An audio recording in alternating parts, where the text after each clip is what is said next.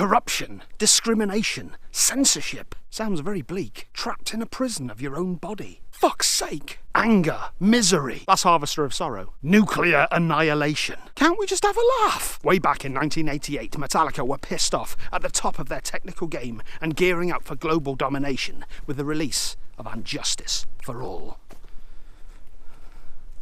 I mean, you know, global domination would actually come a couple of years later with the Black Album and everything, but, you know, this was still a big album. It was still on, you know, the same trajectory, so, you know, you can't fault that.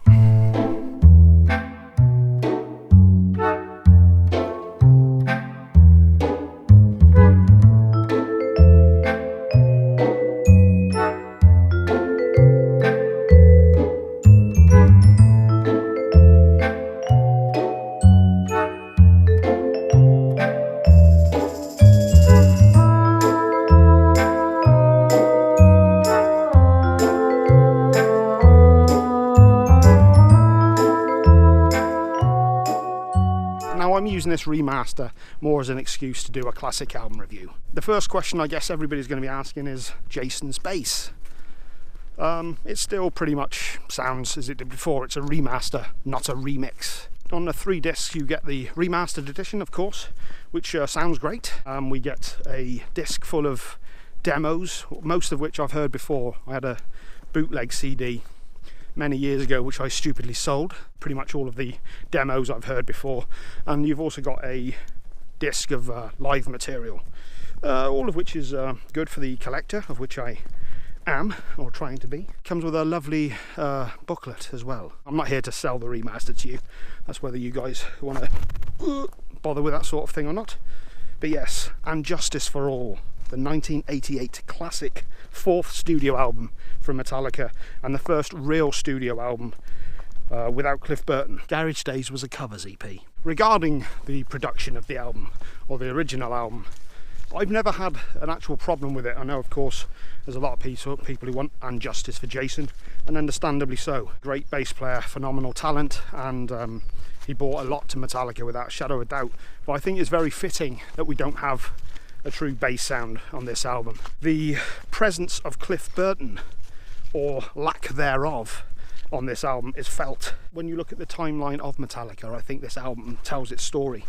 Much like Saint Anger, terrible an album as a lot of it was, although there is some good stuff on there. It does encapsulate the time and acts as a reminder of what the band were going through at the time. So yes, the fact that Cliff Burton was no longer around, I mean, he kind of felt like the life, the heart, the warmth of the band on those first 3 albums. So I think this sterile, cold production actually fits. It's also a very, very angry album. Obviously James was reeling from the death of his good friend Cliff. I think him and Lars both called this their CNN years. They pretty much just watched the news and looked at news of corrupt politicians and blacklisting and wars and the threats of nuclear assault and etc, etc, and all of it went into the lyrics of this album. They also wanted to show off a bit on this album as well. I think they wanted to really show everybody exactly what they could do technically. This is one of those really underrated albums, I think. Hetfield, his rhythm playing on this is stunning, absolutely stunning. Some wonderful leads from Kirk, and Lars Ulrich is at the top of his game without a shadow of a doubt on this album. Now I'm going to give you a little bit of a backlog into my history with this album because it's my channel. The Black Album was the album that got me into Metallica and metal. I had the opposite reaction that a lot of people have, I guess, with Metallica, certainly around that time. I went from the Black Album to Justice, not the other way around. So while most people were shocked at the Black Album and its commercial sound, I was the complete opposite. My virgin metal ears were not ready for And Justice at that time, but I did go back and get the rest of the discography, and I pretty much got into Master of Puppets especially immediately. I loved all of them, and I guess after digesting those albums and maybe starting to understand metal and progressive music a little more, I tried Justice again, and much more successfully this time. I think it's pretty much seen as their prog album. Hetfield's riffs completely eat up this album. That was one of the original suggestions for why there was so little bass on it, because the multi-tracked rhythm guitars of Hetfield's scooped sound ate up all the low frequencies. Whether that's true or not, I don't know. Not only were the song structures difficult for me to take on board, but the production, as I said, was very bleak, very stern, very sterile, which now I think works perfectly. But at the time, I was taken aback by it. But this is a truly wonderful album, and there is a lot to get into, so maybe I should do that. I have ascended from the woods below to these higher realms where the sun shines in order to escape old man heart, a terrible affliction that causes resentment and bitterness in old age. But I will overcome this affliction. Somebody's looking at me.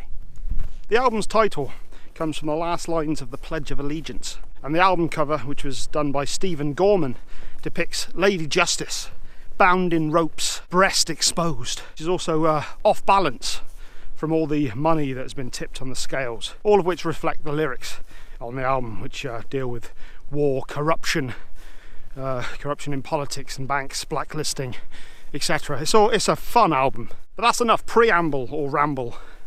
Let's get on to the songs. Blackened. The song starts out with a multi-tracked instrumental harmony guitar section. Fucking hell, struggled with that one. That's played in reverse. Very harmonious, very, I remember the first time I heard it, I loved that instantly. And then it went into the Blackened riff, which was actually written by Jason Newsted and is his only credit on this album. And this one informs us of impending doom from nuclear attack. Blackened is the end. Winter it will send, throwing all you see into obscurity. Death of Mother Earth, never a rebirth. Evolution's end, never will it mend. Never. Hetfield's vocals sound angrier than ever, not just on this track but this whole album. There's definitely a change in his vocal tone. We get much more of a deeper growl as opposed to the higher pitch that we were used to on the first three albums. In my opinion, Hetfield's lyrical prowess as well as rhythm chops were at their peak on this album. I love stuff they've done since this album, without a shadow of a doubt. I love a lot of I thought Hardwired was a fantastic album, but in terms of pure out thrash riffage, some of this stuff is absolutely so good. I love the bridge section in this song.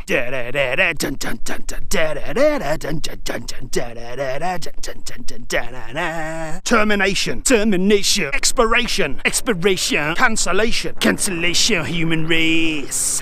Expectation, expectation, liberation, liberation, population, population laid to waste. See our mother put to death, see our mother die. Hope I don't get a copyright strike considering how convincing that was. Phenomenal song, amazing musicianship, and it's still a live favourite to this day.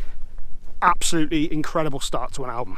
Next up we have the epic 10-minute title track itself, and Justice for All. It starts out with an acoustic riff that gets progressively heavier with different versions of said riff, and it's a good 2 minutes before the lyrics come in. I think it's just over 2 minutes. Lyrically, this song deals with how the rich are able to corrupt the court systems in order to get what they want, basically.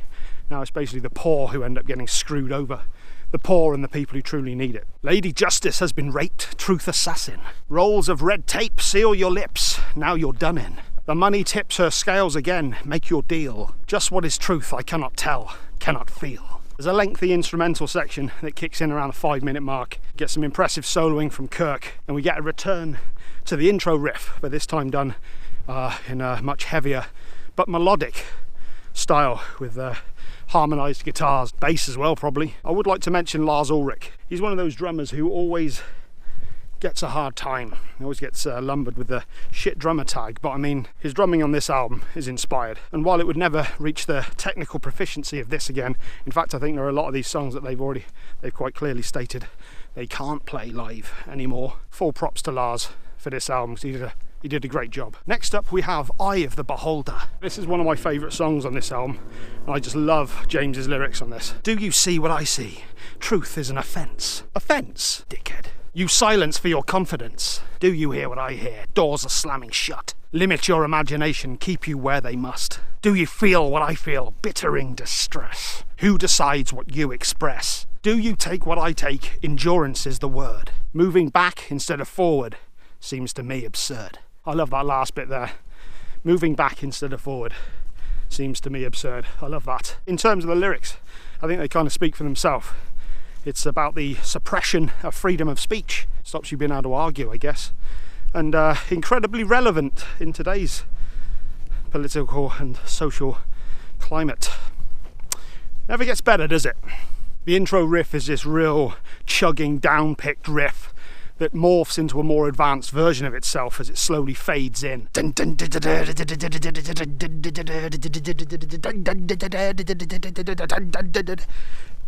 There's a real groove and a swagger to this song, and I love the harmonised guitar section that kicks in before Hammett's solo. Great song, and one that's often overlooked. Awesome, eye of the beholder. Next up, One. Now, the chances are, whether you're a Metallica fan or not, you know of this song. It really is a truly dark, bleak, heavy metal classic. This song, or this single, should I say, went a long way to propelling the band to a much wider audience, and a huge part of that was the accompanying video, which was the first commercial video they had ever done, despite previously saying they would never do such a thing. But they did it on their own terms, and the video, much like the song, is a very distressing, bleak video. As many of you will probably know, the song itself, the lyrics, deal with a soldier who steps on a landmine and loses his arms, his legs, goes blind, loses his hearing, and can't speak. So he has absolutely no way of communicating with the outside world, and thus becomes pretty much a prisoner in his own body. The lyrics actually were inspired by a book called Johnny Got His Gun, written by Dalton Trumbo, and the video features clips from the movie of the same name, which was also directed by Dalton Trumbo. The song fades in to gunfire and bombs going off, which is something that they use to great effect in their live show to this day, before we get that haunting clean guitar. Dim dim dim dim dim dim dim dim dim dim dim dim dim dim dim dim bing. Haunting. I can't remember anything, can't tell if this is true or dream. Deep down inside I feel to scream. This terrible silence stops me. Now that the war is through with me, I'm waking up, I cannot see that there's not much left of me. Nothing is real but pain now. Hold my breath as I wish for death. Oh please God, help me. The song goes between clean and heavy sections before we get to the thrilling climax. A full-on thrash attack with the guitars and drums mimicking gunfire. And our tragic protagonist screams, "Landmine has taken my sight, taken my speech, taken my hearing, taken my arms, taken my legs, taken my soul, left me with life in hell." The song builds and builds till we get an absolutely triumphant solo from Kirk Hammett, and you almost have to take a breath when this song is over. It's so full-on and just intense. It's just incredible song, still to this day. It was a real pleasure re-listening to this album, I've got to say. Next up we have The Shortest Straw. Suspicion is your name, dishonesty to blame. Put dignity to shame, dishonour. Witch hunt, modern day, determining decay. The blatant disarray, disfigure. The public eye's disgrace, defying commonplace. Unending paper chase, unending. Deafening, painstaking, reckoning. This vertigo it doth bring. The song's highly influenced by the 1950s Red Scare of the Joseph McCarthy era, where propaganda was used to get rid of political opponents who were said to harbour communist sympathies. The riffs on this transition between thrash, groove, harmonised guitar lines, and there's another great solo from Hammett. Lars holds it all together behind the kit. I think there's a bass in there as well. Next up we have Harvester of Sorrow, a truly dark song. Starting to get a bit of a theme, this. This was the first song I ever heard from this album, but it wasn't this version. I heard the live version that was performed on the Year and a Half in the Life of Metallica documentary. And as is often the case, the first version you hear is often the one that you associate with it. Because of that, I was a little put off by this one. It sounded a lot more soulless. It's certainly grown on me, and when you actually learn of the lyrical subject matter, that cold starkness actually adds to it. This is by far the slowest song on the album. It starts out with a power chord section before going into this really evil, sinister sounding, clean picked guitar intro that it just sounds eerie. The lyrics themselves deal with a man who has suffered great trauma in childhood, And this trauma has obviously never left him, and in fact has manifested throughout his life. He finds himself in adulthood, a married man with children, and the trauma that never left him has now spiraled into madness, and he ends up killing his entire family. All have said their prayers, invade their nightmares. To see into my eyes, you'll find where murder lies. Infanticide. Dark as fuck. Next up we have the frayed ends of Sanity. After we get the opening power chords, we get a recreation of the Queen's Guard from The Wizard of Oz. Oh wee oh, e-oh, oh wee oh, e-oh. Right, this is another truly horrifying song. Deals with paranoia that escalates into schizophrenia, and the individual questioning their own sanity. Old habits reappear, fighting the fear of fear. Growing conspiracy, everyone's after me. Frayed ends of Sanity, hear them calling me. And later on in the song, everyone's after me changes to myself is after me. This song is packed with amazing riffs, and there's a riff that kicks in around the 4-minute mark, just before Hammett goes into his solo. That is one of my personal favourites. Get in, dig it in, dig it in, dig it in, dig it in, dig it in, dig it in. You can actually hear it on the demo disc as well. There's an instrumental version of it where you get a much better version of it. Actually, that doesn't make sense because there's no lyrics on that part anyway. What a twat. Maybe there's no solo on it, that's why you can hear it. Hetfield's precision on this album is breathtaking. Truly some of my favourite Metallica riffs of all time are on this album. Next up we have To Live Is To Die, and this continues the tradition that sadly finished with this album, although they did have a bit of a return to that on Death Magnetic with Suicide and Redemption, which is, I think, a fantastic song. But this is the long lost instrumentals that the band used to put on the albums. This song is not as cinematic as Call of Cthulhu. You can see my full game playthrough of that on Free to Be Gaming. Or as beautiful as Orion, one of my favourite songs of all time, but this is still a beautiful instrumental. This is pretty much a tribute to Cliff. It features a lot of bass lines which were unused, performed by Newsted, and it also features some spoken word, though not all of it's by Cliff, as is often believed. The first part: when a man lies, he murders some part of the world. These are the pale deaths which men miscall their lives. That section was actually by a German poet, Paul Gerhardt, while the second part was actually written by Cliff. All this I cannot bear to witness any longer. Cannot the kingdom of salvation take me home? Those last words actually appear on Cliff's gravestone. Apparently the band recall him saying those often. Great instrumental that starts out with really heavy chugging power chords. There's a really beautiful, almost orchestral section in the middle where James goes to a clean pick guitar, and we get violins swelling in as well. Some great solos as it builds again to a fade. Fantastic song. And then we get to the final track on the album, Dyers Eve. I absolutely love this song. This is a full-on thrash song. Awesome. This is a very personal song in which Hetfield essentially pens a letter, an accusatory letter to his parents, who never prepared him for the horrors that life would bring. And the lyrics on this one are fucking awesome. Dear mother, dear father, hidden in your world you've made for me. I'm seething, I'm bleeding, ripping wounds in me that never heal. Undying spite I feel for you, living out this hell you always knew. Essentially, James's father, he just left one day when he was 13, and 3 years later his mother passed away from cancer, leaving him pretty much to fend for himself at the age of 16. It's also worth mentioning that they were Christian Scientists, and his mother actually refused treatment because of their beliefs. And this is a subject that comes up again in the Black Album with The God That Failed. I'm in hell without you, cannot cope without you two. Shocked at the world that I see, innocent victim, please rescue me. This is a full-on thrash song, an incredible way to end an album. Fantastic. So there you have it, and Justice for All. What an incredible album.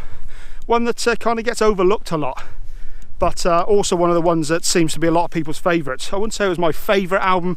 I am still in the Master of Puppets camp for that one, as obvious as that may sound. But this is truly a classic Metallica album, and still at the top of their thrash game, despite getting a backlash from people after Master of Puppets as well for selling out, which is ridiculous. This album is as heavy and dark as it gets, and I think it competes with Slayer in terms of just all-out heaviness, thrash, and sinister, dark, genuinely dark, sinister lyrics. The progressive nature of this album and the tour that would follow it, where they would have to perform these lengthy songs.